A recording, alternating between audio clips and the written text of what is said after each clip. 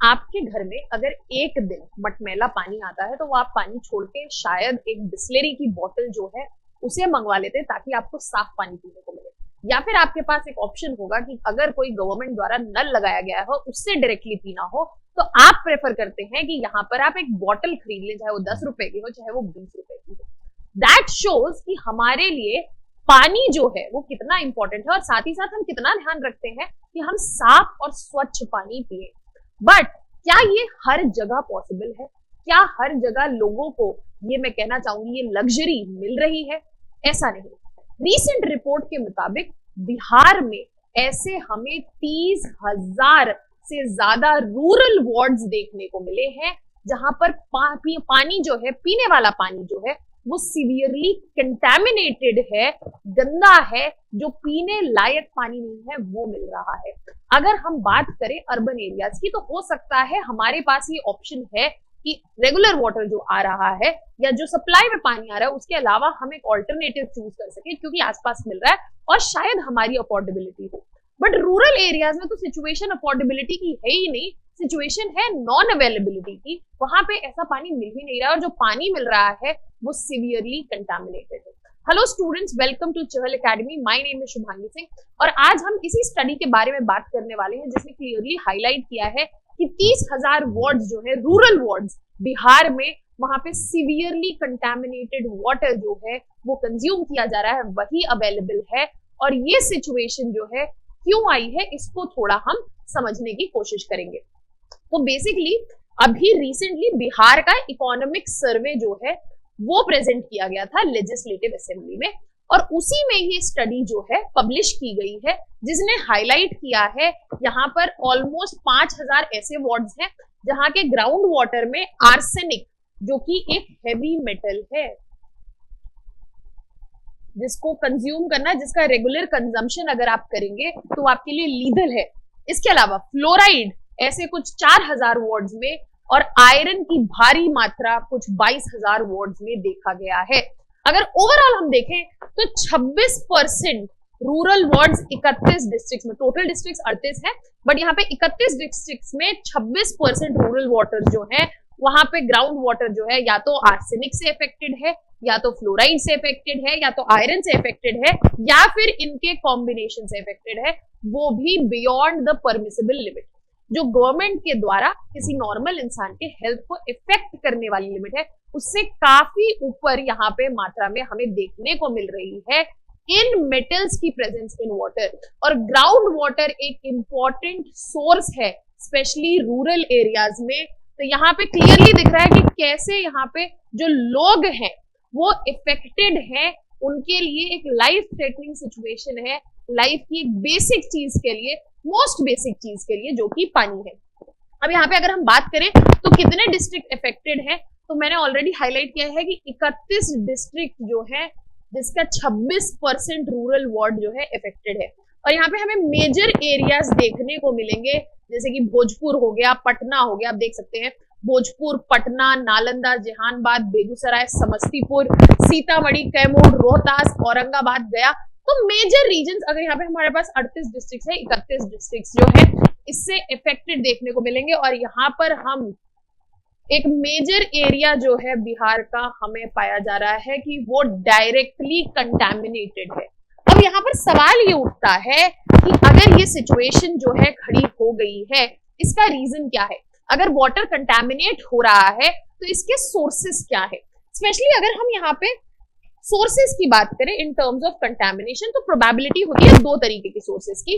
पहला होता है नेचुरल सोर्स, यहाँ पे natural causes, natural events, geography की वजह से जो सोर्सेस से कंट्रीब्यूशन आ रहा है, और कुछ होते हैं मैनमेड सोर्स जो हम ह्यूमंस ने क्रिएट किए जिसकी वजह से वाटर का कंटैमिनेशन हो रहा है।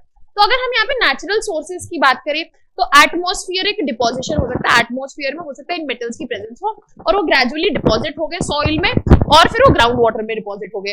रॉक्स की वेदरिंग हो सकता है, वोल्केनिक eruption, ये पॉइंट जो है बिहार के लिए वैलिड नहीं है, सॉइल फॉर्मेशन और सेडिमेंट्री रॉक्स, ये तो हो गए नेचुरल प्रोसेसेस, बट इनका कंट्रीब्यूशन जो है इस सिचुएशन में काफी लिमिटेड है। अब हम बात करते हैं मैन-मेड सोर्स या एंथ्रोपोजेनिक सोर्सेज के बारे में। तो यहाँ पर आप देख पाएंगे जैसे कि वेस्ट का इम्प्रॉपर डिस्पोजल, इंडस्ट्री के प्रोसेसेस, फॉसिल फ्यूल का कंबशन, उनका जलना, फर्टिलाइजर्स और पेस्टिसाइड्स का यूज, माइनिंग, एग्रीकल्चर और पेट्रोकेमिकल स्पिलेज।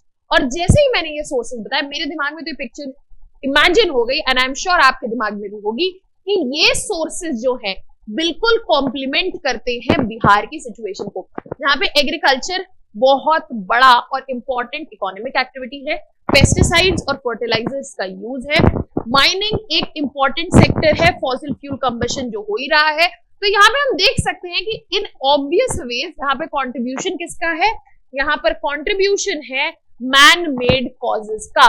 अब सवाल ये उठता है कि गवर्नमेंट जो है इसके लिए क्या करेगी, और गवर्नमेंट आज तक क्या कर रही थी। इस सिचुएशन को एड्रेस करने के लिए स्टेट गवर्नमेंट ने सीधा सीधा जवाब दिया है कि अगर हम इस सिचुएशन को एड्रेस करना चाहते हैं तो हमें अश्योर करना होगा कि रूरल एरियाज में सेफ ड्रिंकिंग वाटर अवेलेबल हो, और इसके लिए ही हम हर घर नल का जल जो स्कीम है वो इम्प्लीमेंट करेंगे, ताकि यहाँ पे जो फैमिलीज हैं उनको, रूरल फैमिलीज, उनको सेफ ड्रिंकिंग वाटर अश्योर हो सके। यहाँ पर portable water, that is drinkable water, वो अवेलेबल करवाया जाएगा फैमिलीज को 30,000 रूरल वार्ड्स में, स्पेशली जहां पे ग्राउंड वाटर का कंटामिनेशन हाई है। और बिहार गवर्नमेंट ने प्लेज किया है कि ये जो सेंट्रल गवर्नमेंट की स्कीम है इसका इम्प्लीमेंटेशन जो है हम जल्द से जल्द और प्रॉपर तरीके से बिहार में करेंगे, ताकि यहाँ पे कंटामिनेशन की वजह से रूरल वार्ड्स जो है इफेक्ट ना हो। इसके अलावा बिहार गवर्नमेंट ने और भी यहाँ पे स्कीम्स लाई है जहां पे वो इंश्योर करना चाह रहे हैं ताकि ये जो ड्रिंकिंग वाटर के कंटामिनेशन की प्रॉब्लम है वो श्योर हो सके। जैसे कि यहाँ पे एक नया प्रोजेक्ट इनॉग्रेट किया गया ताकि वाटर सप्लाई जो है सोन रिवर से इंश्योर करी जा सके for districts like Aurangabad, Dehri और सरसम की सिटीज। इसके अलावा 2023 में ही गंगा वाटर सप्लाई स्कीम के लिए यहाँ पे गंगा जल आपूर्ति योजना लाई गई थी, स्पेशली मेन रीजन्स गया, राजगीर और नवादा के लिए। और इन स्कीम्स के तहत अश्योर करने की कोशिश की जा रही है कि ये जो इशू है ड्रिंकिंग वाटर का, कंटामिनेटेड ड्रिंकिंग वाटर का, उसको रिमूव किया जाए। आखिर में यहाँ पे आपके एग्जाम पर्सपेक्टिव से जो कि इंपॉर्टेंट हो जाता है कि ये हेवी मेटल्स इशू क्यों है। ये हेवी मेटल्स इशू इसलिए है क्योंकि यहाँ पे उनकी वजह से हमें डिजीजेस हो सकते हैं, और ये डिजीजेस जो है लाइफ थ्रेटनिंग हो सकते हैं। फॉर एग्जाम्पल, अगर नाइट्रेट्स का कंजम्पशन ज्यादा हुआ तो blue baby syndrome, Minamata disease, Minamata convention से आपको ये याद आ रहा होगा, Minamata disease is associated with consumption of mercury.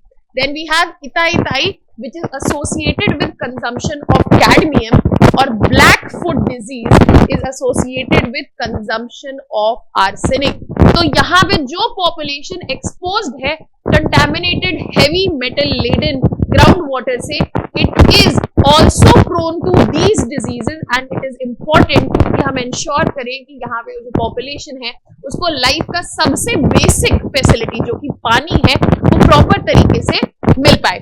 Now that was all from my side. We also have given a practice question for you. Consider the following statements. 36% of India's districts are classified as over exploited or critical by Central Groundwater Authority. Second, Central Groundwater Authority was formed under Environmental Protection Act.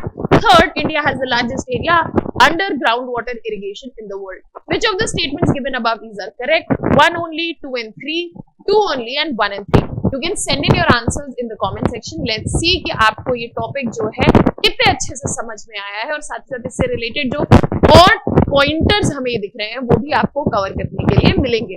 For more such videos and content related information, please subscribe to our YouTube channel of Chahal Academy. That was all from my side. Thank you so much.